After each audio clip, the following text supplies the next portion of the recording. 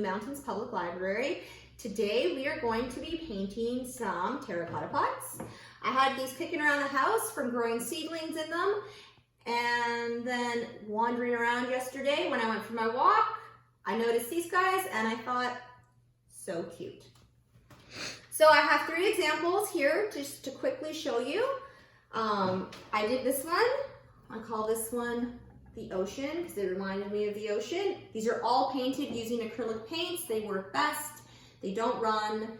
They don't wash off.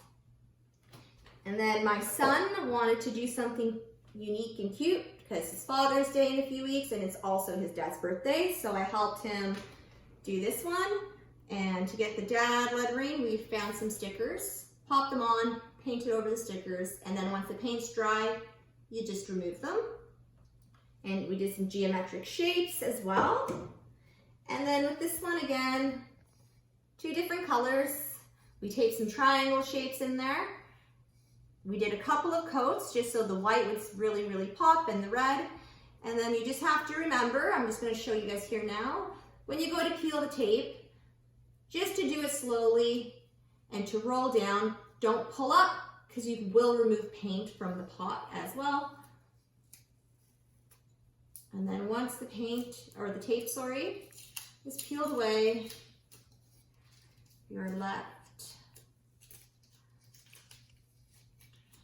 with your super cute pot. So again, paintbrushes, acrylic paints if you have them. If not, you can always find them at the dollar store, same with the stickers. So I already have one prepped and ready to go. I'm going to show you how I did it. I found some paper doilies, cut them, and we're going to give this one a lace effect. So I'm going to get my white paint on my paint dish ready. I'm going to use a sponge brush, and then I'm just going to dab, and if my camera girl can really zoom in on what I'm doing, just dab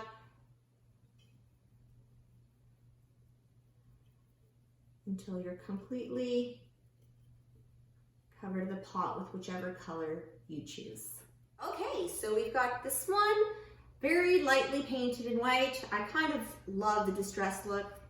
It's my personal fave. So I'm just going to pull back the doily just so you guys can see.